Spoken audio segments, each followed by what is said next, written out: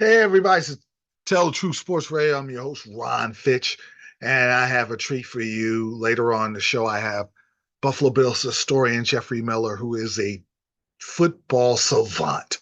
This man knows the NFL from the 20s on to now. He is very sharp. I enjoyed interviewing him. But now I want to talk about the team that the Bills are trying to catch, the Miami Dolphins versus the Dallas Cowboys. This is going to be a lot better matchup for Dallas. They're not as physical as Buffalo, but they're a sneaky good running team with Mostert and Achan, because Achan can go the distance. And if he can catch the ball out of the backfield, he can go 80 yards for a touchdown. So they're extremely explosive. But Dallas has the speed to kind of, in the pass rush, to throw Tua off his game. The problem is there's no real answer for Tua. If you go Bland and put Bland on Hill, Bland could get a pick six on Tua. But the problem is if Bland gambles, he's going to get burned. He's going to get burned bad. If they double Hill, Waddle could go deep and beat you. They go underneath to their tight end. Mostert's good out of the backfield. And Tua is accurate if there's no pressure on him. But I expect Parsons to bounce back because he got ran over last week. Lawrence and those dudes to play a lot better up front. But Miami's defense, even with the loss of their top pass rusher, is pretty good because you got Gabe Wilkins and those dudes, and then Ramsey versus CeeDee Lamb. See, this is about superstar versus superstar. Which superstar at the end of a game is going just like Steph Curry uh, versus Nokic of Denver? The superstar versus superstar. Who's going to get off in the? It's going to be a close game. Who could take care of the football? Dallas can't turn the ball over. Dallas is not won on the road, so they heard that narrative. So they're going to be very motivated to win on the road against a good team. Pollard didn't run it as well. Miami's home. They play fast too. Dallas plays a lot faster on their surface. But the problem with Dallas is, can Cooks get going? Ferguson's been a good number two, but Buffalo smothered CeeDee Lamb in their zone. Their game plan was executed to the T. I don't think Miami's going to be able to just do that and just slow down Dallas. I think they're going to have to outscore Dallas. Dallas is going to be able to play a little better offensively down to South Beach. I do believe Miami is going to squeak out a win, and they're going to be able to come out on top and defeat the Cowboys. Listen. I would not be surprised the Cowboys beat the Dolphins because this is a lot better matchup than Buffalo was. That was a tough matchup. Buffalo's physical up front. Buffalo could get after Dak. Buffalo could slow CeeDee Lamb down by their zone in the way they paid complete attention to CeeDee Lamb. CeeDee Lamb and Ramsey is going to be interesting because if Ramsey and Xavier Howard, who are that's as good a cornerback tandem as you can get. Cowboys got some good corners too, and Gilmore and Bland. Look at the cornerback play. Cornerback play. Whoever has the better day, if Dallas can get CD open, CD beats Howard or Ramsey, the Cowboys are going to win the game. If Hill can beat Bland and go and run through the double team, sometimes you could double Hill and he'll still beat you because he's that fast. But you pay full attention to Hill. Waddle is a great secondary guy who could beat you deep, who could beat you on those seam routes, who's a good route runner. It's about pressure. Can the Dolphins put the pressure on Dak? Can the Dallas vaunted front four and Parsons put the heat on Tua? If you see Tua uncomfortable and kind of off schedule like he was against the Titans, Dallas Cowboys are going to win the game. I'm picking the Miami on a hunch. Not that I'm saying, oh, Miami's better. And Dallas, you can almost make a case they're better than the Dolphins, but the Dolphins are home. The Dolphins have to win this game because Buffalo's coming. They're going to beat the Chargers, and they're going to take care of the Patriots, and they're going to be sitting there in South Beach waiting for Miami to see if Miami can hold their end of the bargain up. But I do believe Miami wins this week.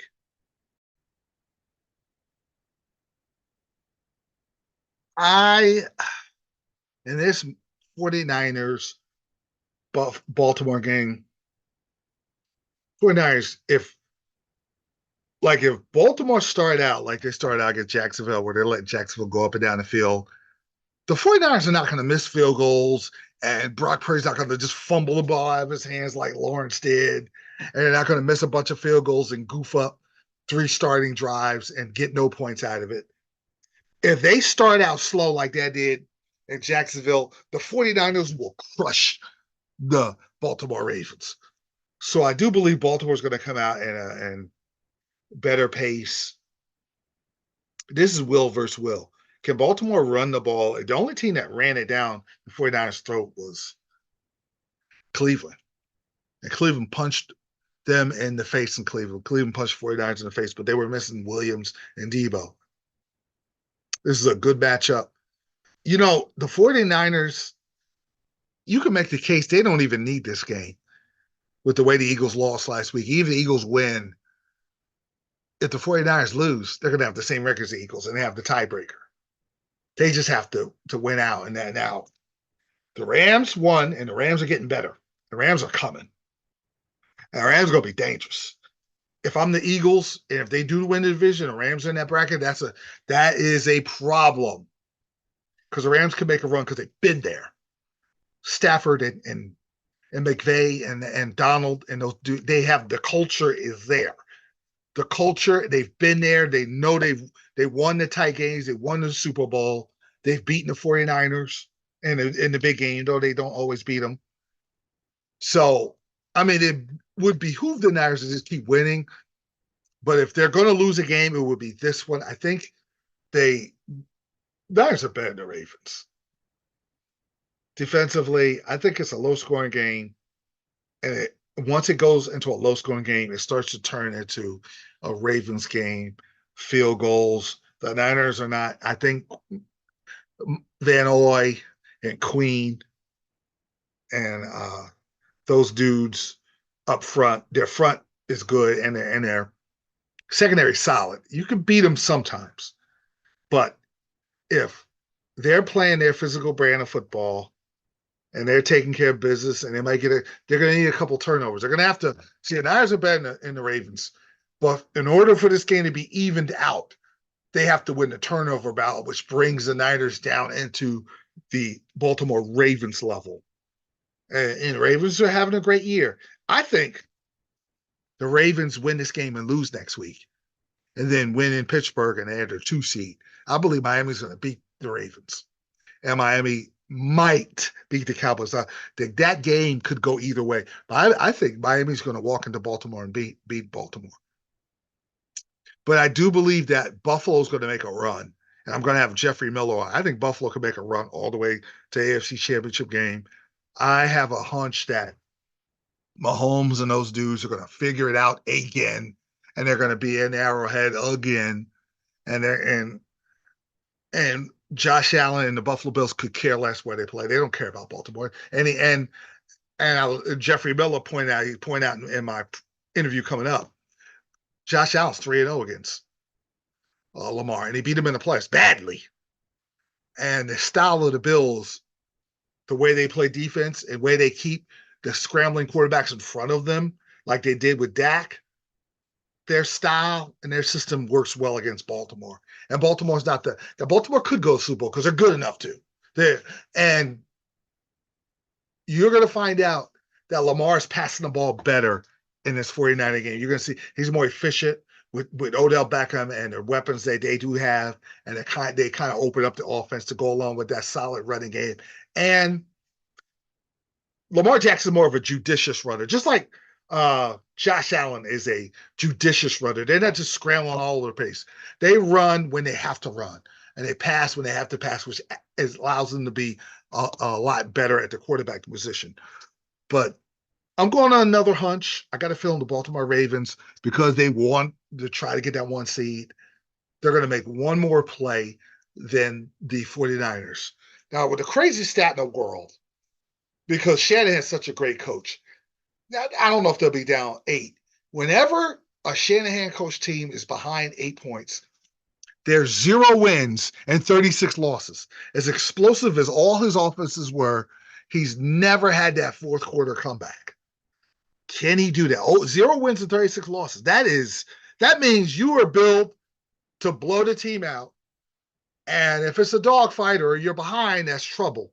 I just think it's going to be a dogfight, and Baltimore's going to come out the victor. Hey, everybody, I have Jeffery Miller. I've seen him on NFL Films, talking about all things Buffalo. Give me your official title. My official title? Well, I guess I'm I've been called Buffalo Bills Historian. I've been called, that's good enough. A Buffalo Bills author. But I write about all Buffalo football teams, so not just the Bills. I've written about their other teams as well, from the past. So I watch your NFL Films, and I love listening to you. I did an interview with you last year. I love listening to you talk about, because Buffalo, I love NFL history. Currently, I told everybody they were going to beat Dallas last week because I knew that they were desperate. And Michael Irvin said something. You're a Buffalo Bills guy. Michael Irvin said he warned Dallas that was going to be a hornet's nest from the Super Bowls and how bad the fans wanted to beat Dallas. He was trying to tell his teammates, you better understand what you're getting into when you go to Western New York. Right. Michael Irvin knows, and Michael Irvin, of course, he was on 2 teams that beat the Bills in the Super Bowl. But Michael Irvin knows that the Bills were, coming to Buffalo is the stadium is different, and I know every home team is great.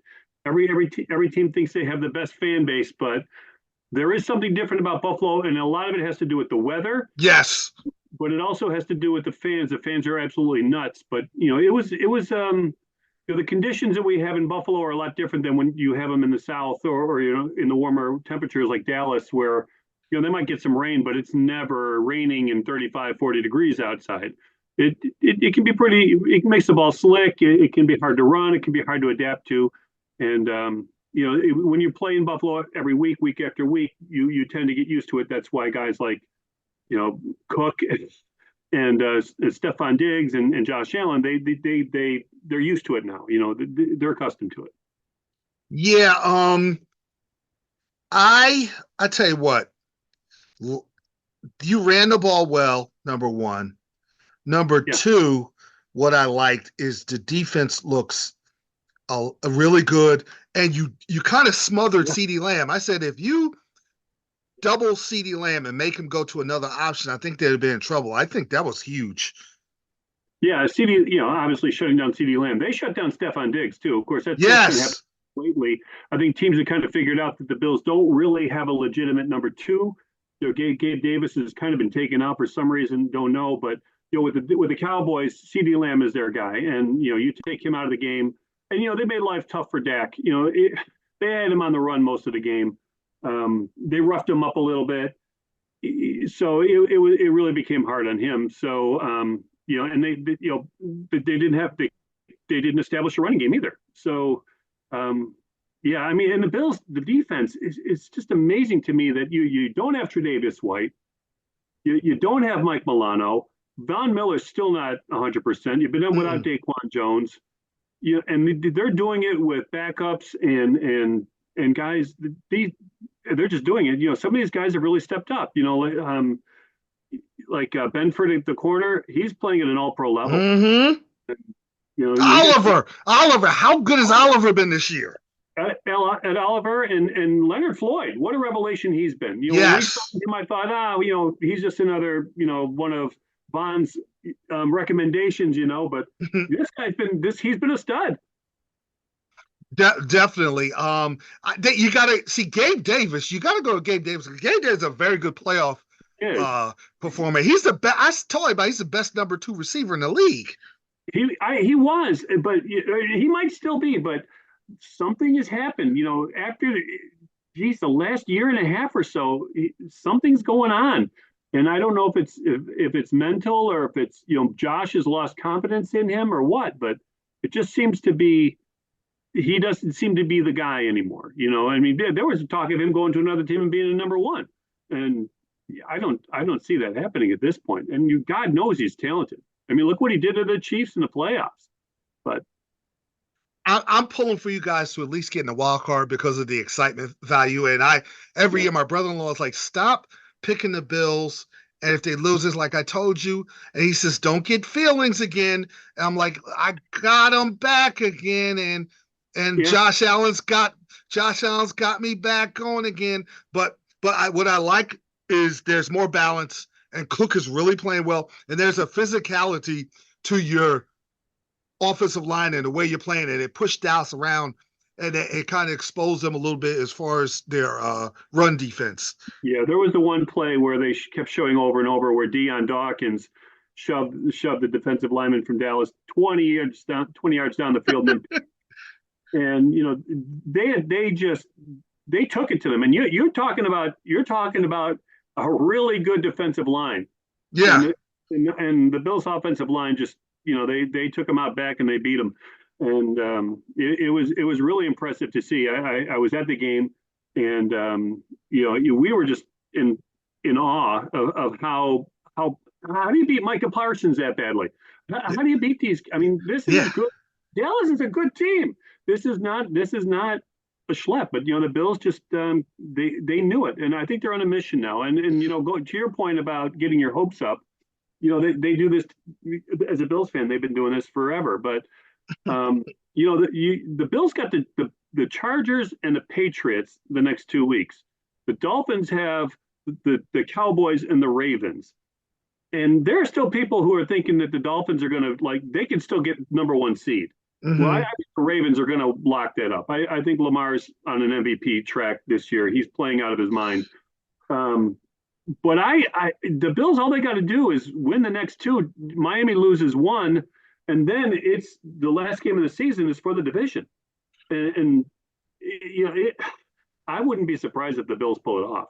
Before we get into the Bills Miami game and the rivalry, because I want to focus on that. That maybe you know better than me. Other than that Oilers game, that was the loudest I've ever heard Buffalo in that Dallas game. Yeah, it was crazy. And then plus, Dallas is America's team. So when Yeah. Dallas comes to town, Buffalo fans tend to be we're America's team. We're red, white, and blue. We're this the heartland of America kind of team where Dallas is glamorous and Dak's a superstar and they got all the glitz, Jerry Jones and blah blah blah. So when a team like Dallas comes to town, it's different. The Bengals come to town or the Jaguars come to town. Yeah, it's big, but this is the Cowboys, and it just goes nuts when a team like the Cowboys come to town because we want to beat them so badly because Buffalo being that underdog city, it's like a representation and a catharsis of everything we're feeling. We screamed our guts out for the Bills that day. It was really incredible. Yeah, definitely. Now Miami, they're a speed finesse team. How did you guys deal with Tariq Hill and how explosive he is? He didn't have a great game. They ran it a little bit, but whatever defense you ran, it worked that day. I think a lot of it has to do with just harassing Tua. Mm-hmm. Um, you give him time and he's just going to rip you apart. But if you harass him and take him out of his comfort zone, make him even move just a little bit, he does not run. He does not throw on the run very well. That's something like Lamar does, Josh does. Those guys, Patrick Mahomes, they do that really well. They move and they throw really well on the run. But Tua is he's more of a throwback quarterback. I mean, he needs to have his feet planted and then throw. So if you're harassing him the whole game, they had a really good pass rush that day, and I think that was the key to it. It made him throw a little bit more erratically, and then obviously we scored 49 points, so Yeah. It was a track meet. So trying to keep up with our offense that day was just impossible for my. But you know what you did? You added force to that game. There was a Yeah, physicality yeah, that at times that gives that kind of systematic offense that McDaniel runs at Miami a little bit of trouble.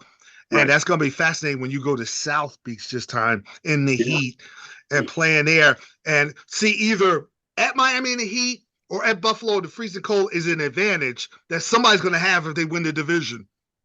Yeah.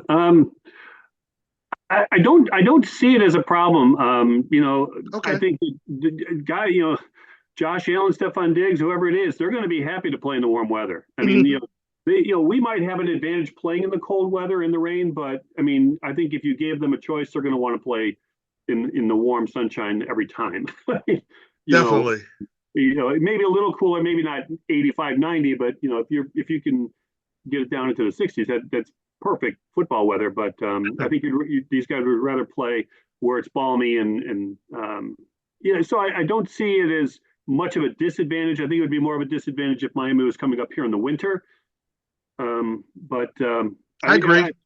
this is a playoff atmosphere kind of game. This is for all the marbles, and so I think both teams are going to be up. I think it's going to be a dogfight. I don't think it's going to be a blowout at all. I would put when if it comes down to the division that day, it's going to be like a 24-21 kind of game because even though both teams are capable of lighting it up, it's going to be a dogfight. It definitely is. Now I want to go back. Yeah. It seems like in the 70s, Miami owned you guys. Then in the Oh, 90s, Jim Kelly owned the the Dolphins. It was weird. In the 70s, there were days OJ got them, that no-name defense, and you still lost. I yeah. just remember Nick Yeah. Saban. God almighty, how did we do that? God almighty, every time. I Yeah. felt his frustration when I watched that. hmm Yeah, it was very frustrating because there were several games where we were this close until the last, 5 minutes of the game, and the Dolphins just snatched the victory out of the jaws of defeat. And there was an interview that Bob Kuchenberg did, and he was a guard for the perfect Dolphins team, and he said, whenever we played Buffalo, we knew if we could let OJ get his 100 yards every time, but all we had to do was shut down the passing game. Because we didn't, Mm. Bills at the time, they had Ferguson, he was pretty good. And then they had Ahmad Rashad, they had Bob Chandler, they have a few good wide receivers, but for the most part, it was basically just shut them down and let OJ have his 100 yards and one or two touchdowns, and they, Ah. they beat us, and it was very frustrating to be a Bills fan, especially when you're in Buffalo and there are people in town who are Dolphins fans, Hmm. Oh and my you're gosh. and you can't argue with them because they've got two Super Bowls and they got a perfect season and they Bills have never beaten them. How do you argue with these people? Yeah. Yeah. And it was always frustrating because whether it was Greasy or Earl Morrall or Don Strock later on, Yeah. whoever it was, they were always able to just the last minute, and even later in the decade when we were getting close and we were putting together a really good team. Chuck Knox comes in, and Yes.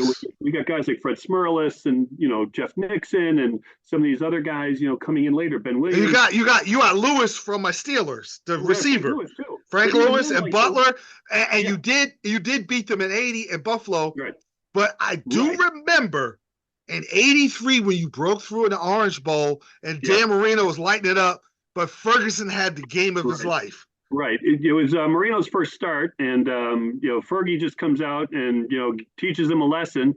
Even though Marino had a great game, but Fergie did it, and that was one of Fergie's great games. He didn't have a lot of those, Hmm. but he had a few, and that just happened to be one of those days where he shined. And yeah, it was the first time we'd won in the Orange Bowl and since 69 or whatever. So Yeah. it's pretty incredible.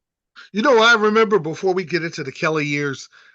Yeah. The Steelers, other than Earl Campbell a couple of times, my Steelers, I remember I'm a Bradshaw stalwart Swan Oh, guy.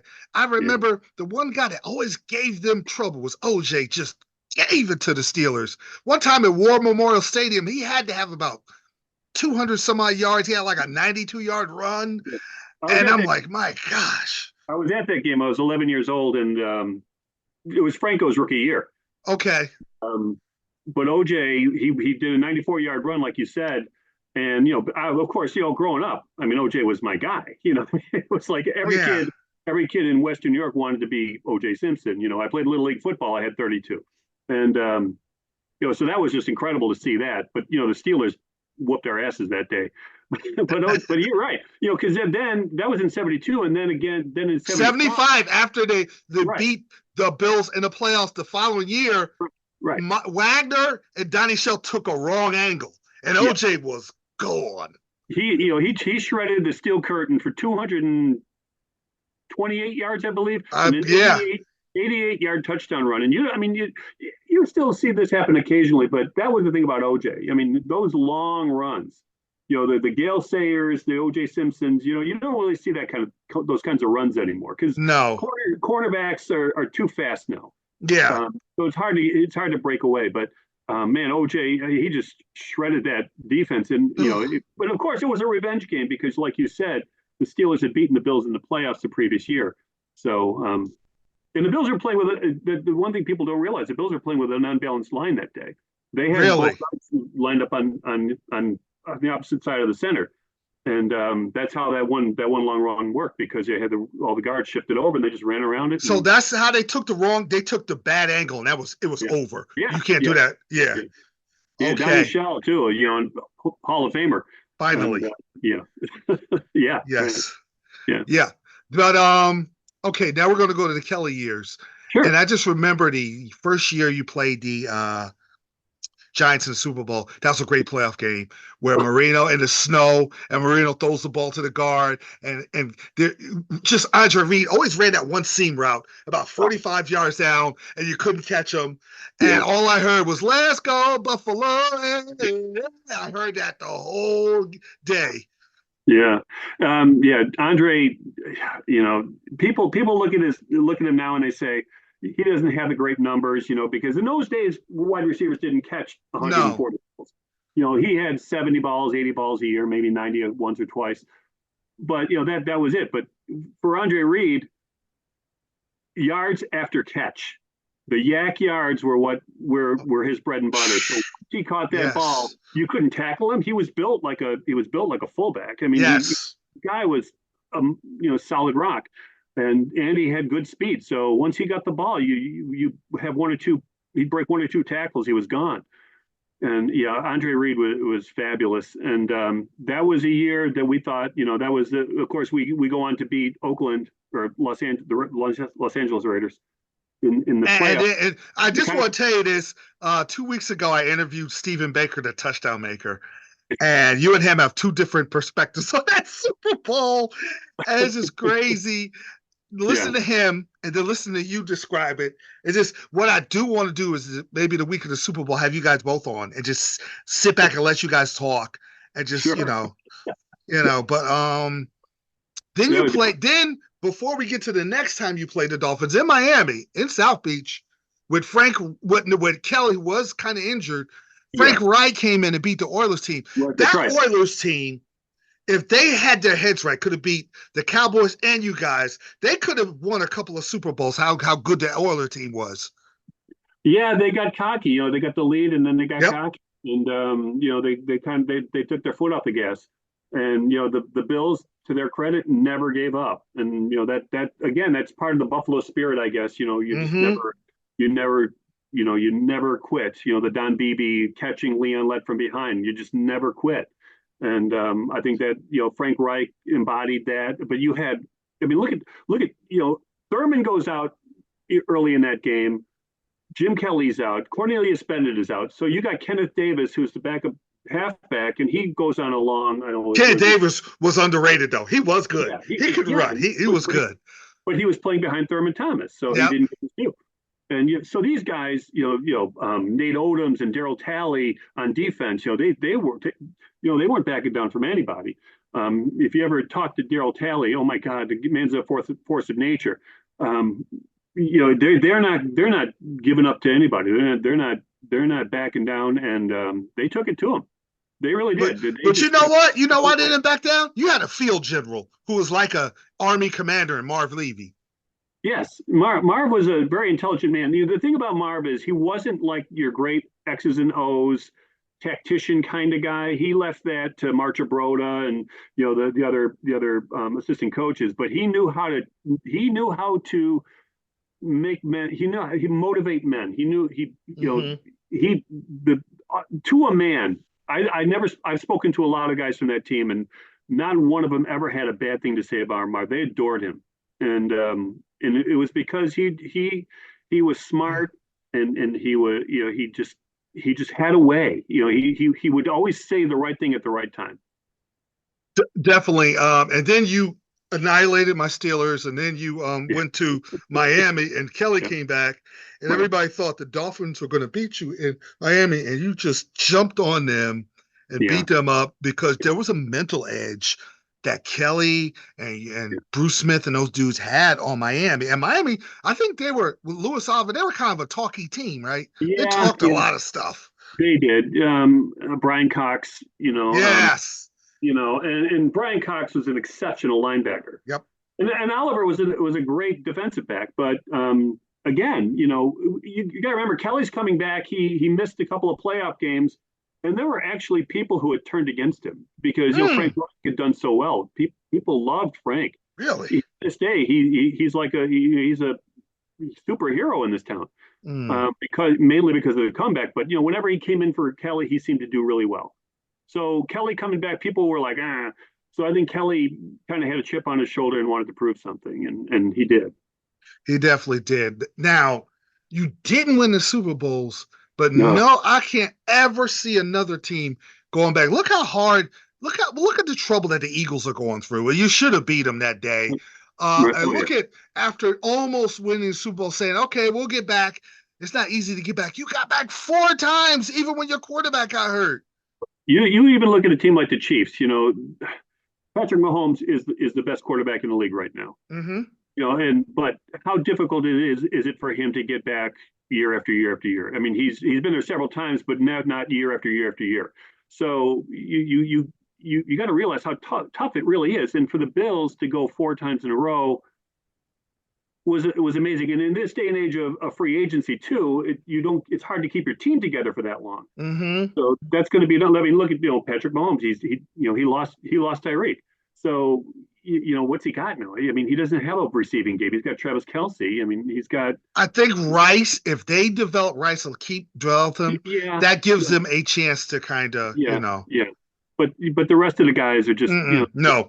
and I don't want to get into bashing, but Well, that's their that's my talent. job.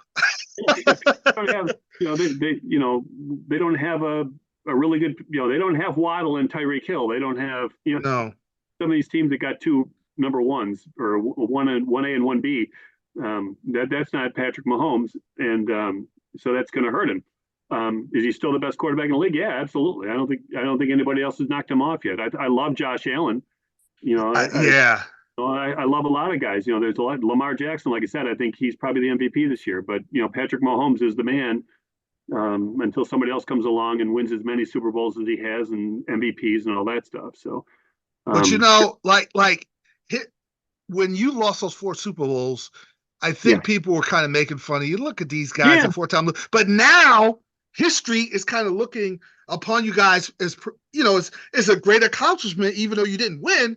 But you yeah, went 4 times yeah. in NFL with injuries and free agency and all that mess, and you did that 4 times. Yeah, I still read some people, smart Alex online, who oh yeah, but they lost 4 Super Bowls. But yeah, what other team got there 4 times? Even Yeah. there's a lot of teams that haven't even been to 4 Super Bowls, let alone 4 straight. So yeah, I agree. I think it's a major accomplishment, and again, I don't think Jim Kelly is the greatest quarterback that ever lived, but he was a really good quarterback, and he was the perfect quarterback for that team. And if they Perfect. won one Super Bowl, he might be mentioned in the top 10 of all time now. But because he lost 4, he tends to be in the top 25 or He so. had the tough mentality. They called him Yeah, Heathcliff. yeah, And you were the bickering Bills until you went to yeah, the Super Bowl. I remember yeah, the Cleveland game you lost, and then the yeah, first year you went to the Super Bowl, there was issues. You straightened them out, yeah. Thomas and Kelly straightened them out, and then you guys are became like the best of friends and had a great 4 year run.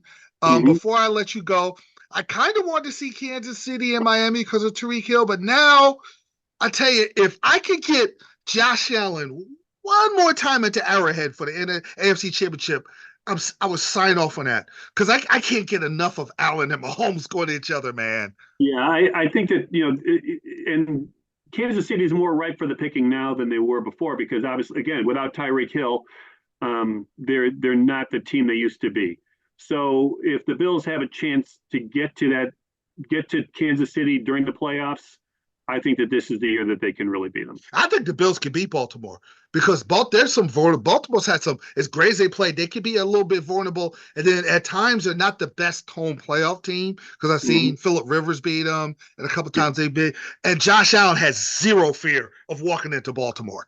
Yeah, And I think that's the key. and truthfully, even though, like I said, I think Lamar is probably it's either him or Christian McCaffrey is in my mind who's MVP. But Josh Allen has never lost to Lamar Jackson. I think he's beaten him twice in the regular season. He beat him in the playoffs. Yep. So he does have his number, but again, every game stands on its own. And if they have to go to Baltimore, that makes it all the more tough. But the Bills, there's just their defense. I don't the thing about I don't think the Bills are scared to go anywhere. They're not. That's just it. Sean McDermott is a great defensive mind. He's not a great game manager. He doesn't utilize his timeouts and his challenges well. He tends to make mistakes, but as a defensive mind, the guy's a genius. I mean, look what he's been doing. So and with second stringers in there a lot. So you got to give him his due. Definitely. But like I said, I don't think they're scared to go to if they had to go back to Miami again, or they had to go to Kansas City or go to Baltimore. I don't think there's no fear. The way they're playing, if ever there was a team that's going to make a run from either a wild card or if you win the division, it's Buffalo. Just for your sake, I like to see them in the Super Bowl, man. To win. What's going on with that mess that's in Pittsburgh? Receiver there. You talking about my mess? Yes. Oh, yeah. It's a receiver thing, man. I don't understand receivers, man. And he's one of them. Tom will straighten him out. He's not. I think will be okay. What we got to do is kind of build the model like how Buffalo did. Add more physical. See, we're a donut. The outsides are good with TJ Watt and Highsmith and the receivers, but you got to be tough up the middle, and they got to get inside linebackers, and they got to get inside linemen, and they have to be tougher up front. The line of scrimmage has to be better, and once he does that, I think if they draft right, I think they'll be okay. You just have the draft is going to be very important this year, and you got to get the Ed Olivers. You got to get the Rousseaus.